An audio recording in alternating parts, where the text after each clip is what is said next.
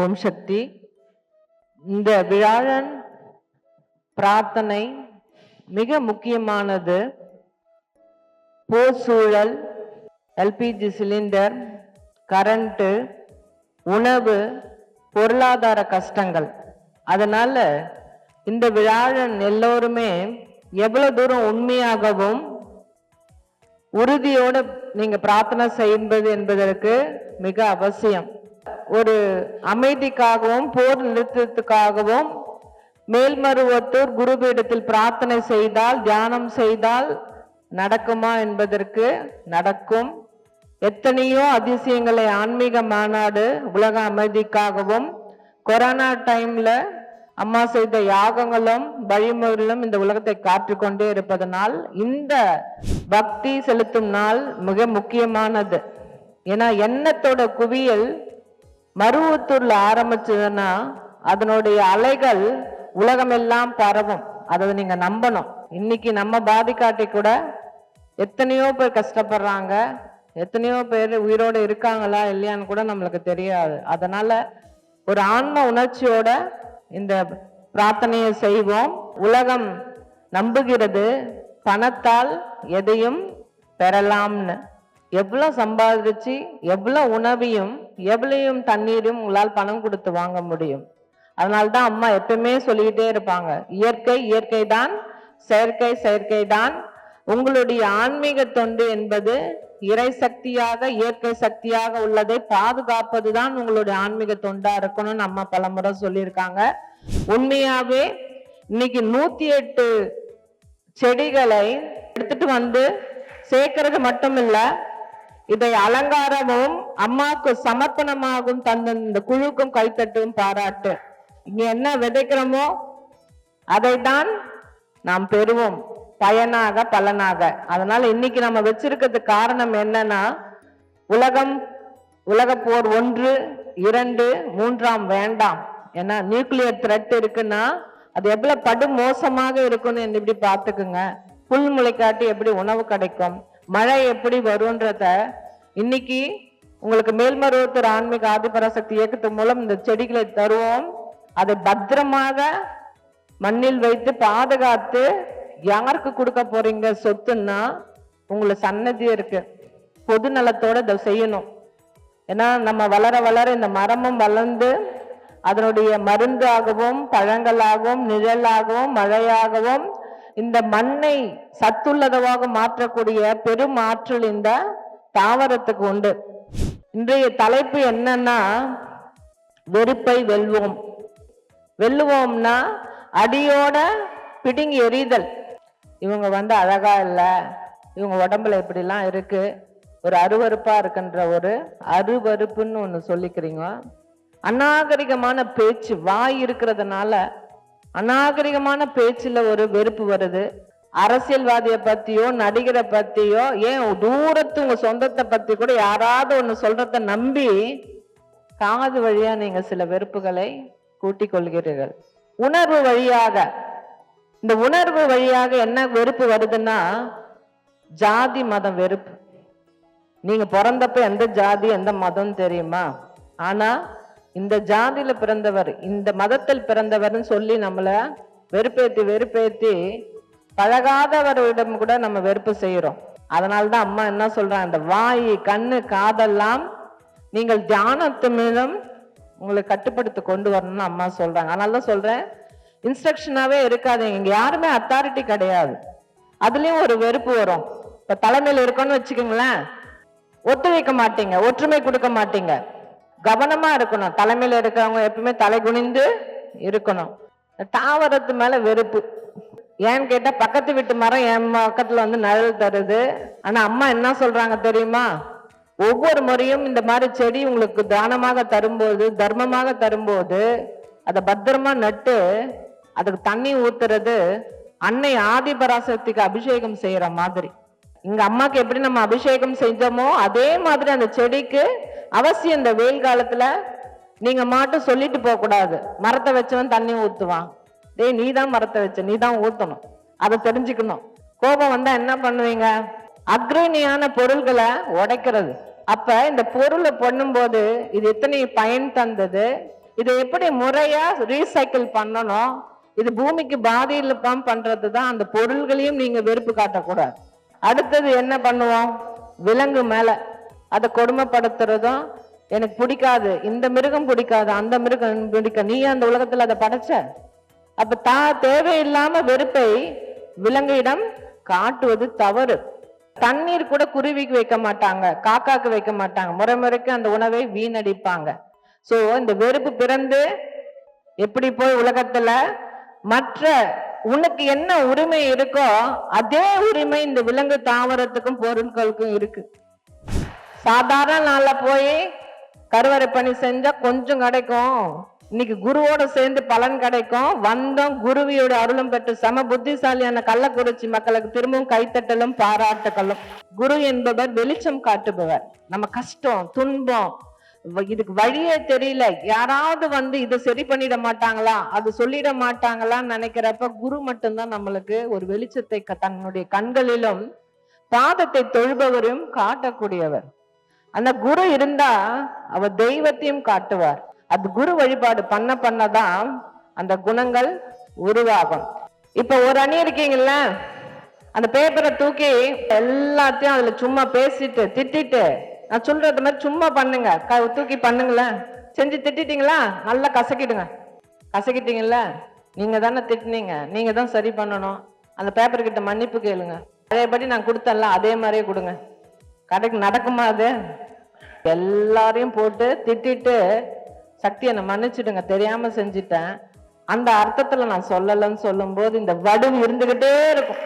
நாவினால் சிட்ட பொண்ணு ஆறவே ஆறாது. இப்ப உங்ககிட்ட அம்மா பத்தி 4 வார்த்தை எழுதுங்க.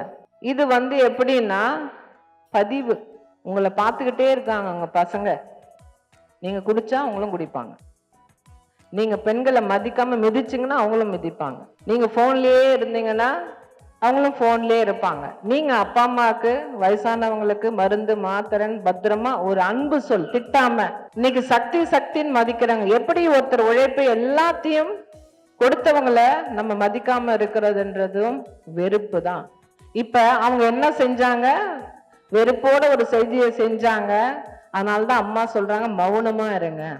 கூடுமாறு மாதிரி உனக்கு கோபம் வந்துடுச்சுன்னா 3 முறை மூலமந்திரம் சொல்லிட்டு கொஞ்சம் அமைதியா இருந்துட்டு அப்புறம் கருத்தை பேசு.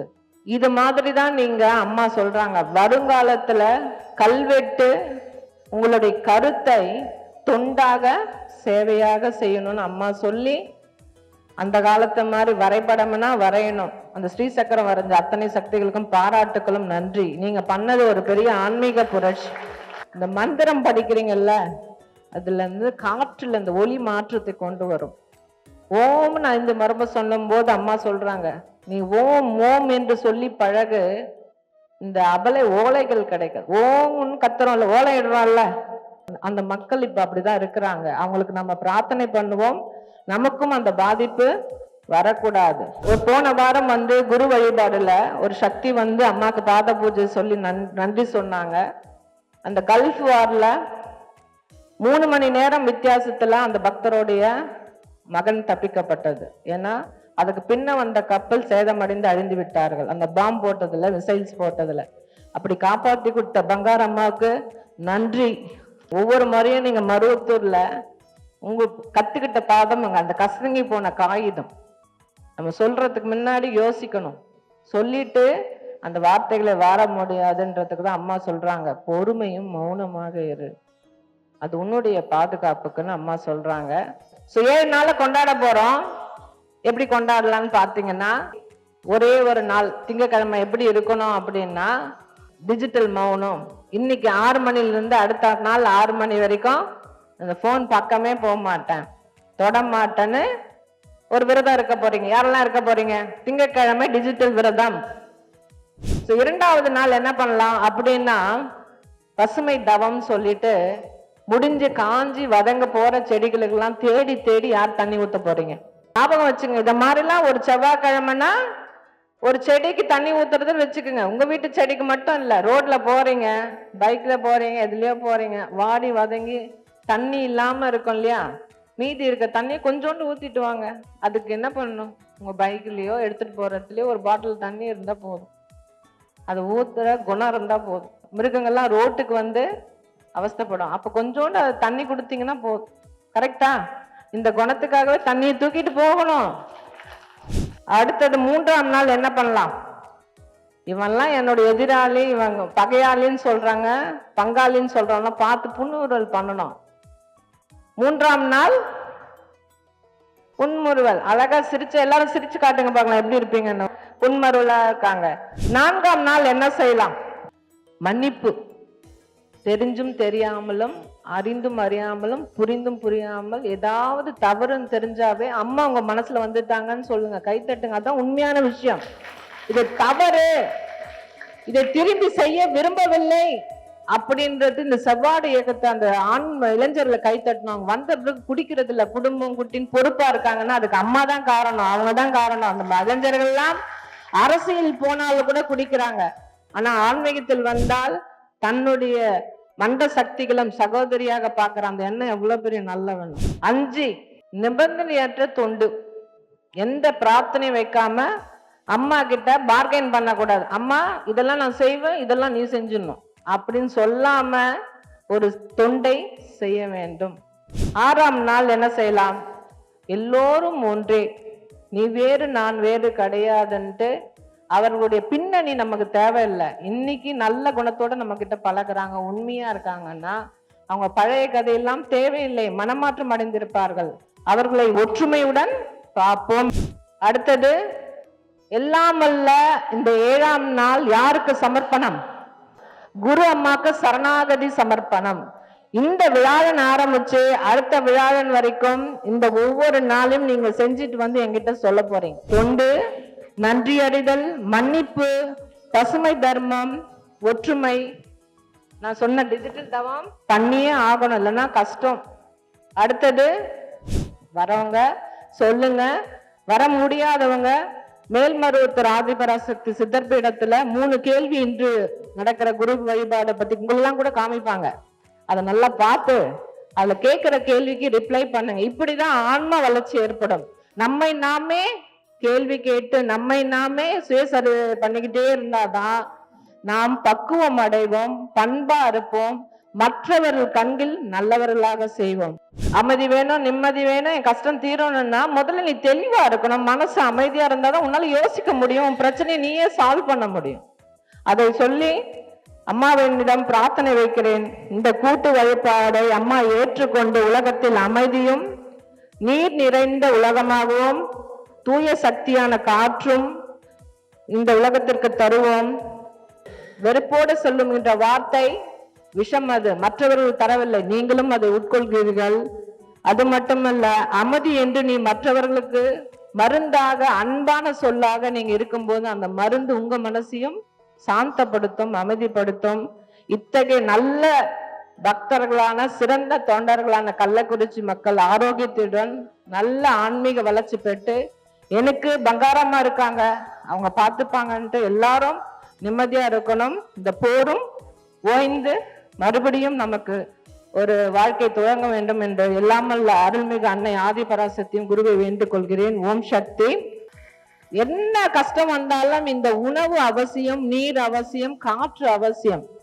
நீங்க வேணும்னா பங்காரம்மா கிட்ஸ் சேனல்ல போய் பாருங்க, அம்மா அழகான ஒரு அருள்வாக்கு சொல்லியிருக்காங்க. தர்மம் என்ன தரும்? வாழ்க்கை தரும். அந்த தர்ம பிரபான பங்காரம்மாவை வணங்கி இன்றைய அருள்வாக்கு, ஒருவன் தர்மம் செய்வான், தீமையும் செய்வான், எதை வைத்தும் ஒருவனை எடை போடாதே. இவன் தீமைக்காரன் சொல்லிட்டு அவன் கையால தண்ணி குடிக்காமலாம் இருக்க முடியாது. அன்னைக்கு தண்ணிக்கு தரணுன்ற தாய் குணத்துக்காகவே அதை பாராட்டுவோம். நன்றி. ஓம் சக்தி. அம்மாவின் ஆன்மீக ஒளிபரப்பும் மேல்மருவத்தூர் சித்தர்பீடம் யூடியூப் சேனலை சப்ஸ்கிரைப் செய்து மேல்மருவத்தூர் சுயம்பு அருள்மிகு ஆதிபராசக்தி சித்தர்பீடத்துடன் இணைந்திருங்கள். பெல் ஐகானை கிளிக் செய்து புதிய காணொளிகள் பற்றிய அறிவிப்புகளை உடனுக்குடன் பெறுங்கள்.